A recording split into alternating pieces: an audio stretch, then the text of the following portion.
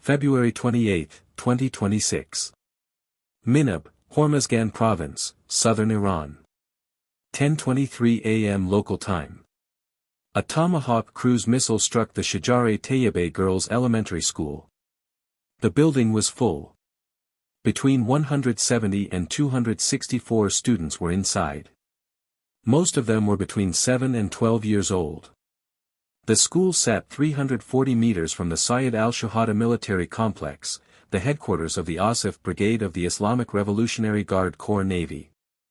The school had operated as a civilian institution for more than 10 years.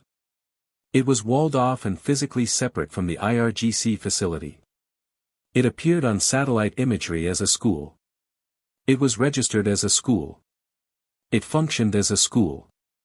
The strike was not a single missile. Geolocated footage analyzed by Bellingcat and BBC Verify documented 2 waves of attack. The first wave consisted of at least 10 missiles over a 50-second window. The fourth impact hit the area around the school. Solar analysis placed the first wave between 10:30 and 11:30 a.m. A second wave, 3 Tomahawk missiles, struck the same area at least 1 hour later, between 1:30 and 2:30 p.m. By that point, rescue operations were underway. Minab's public prosecutor reported 150 schoolgirls killed.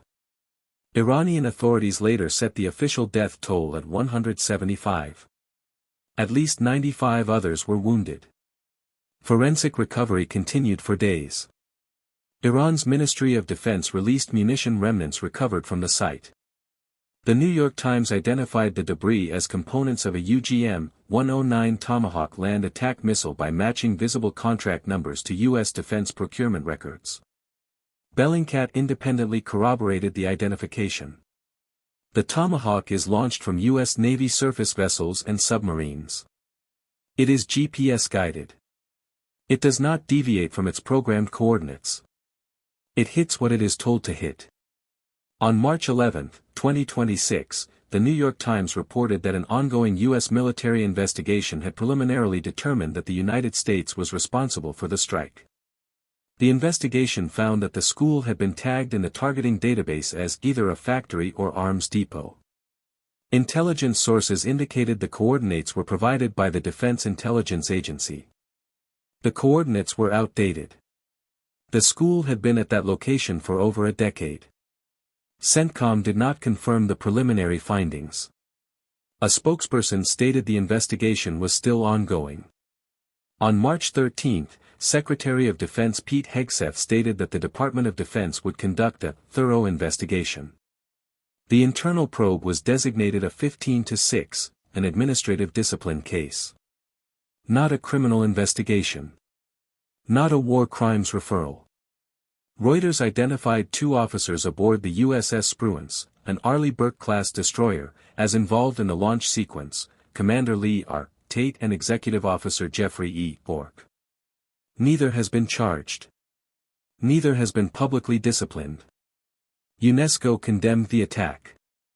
The UN Office of the High Commissioner for Human Rights called for an independent investigation, initiated on March 17.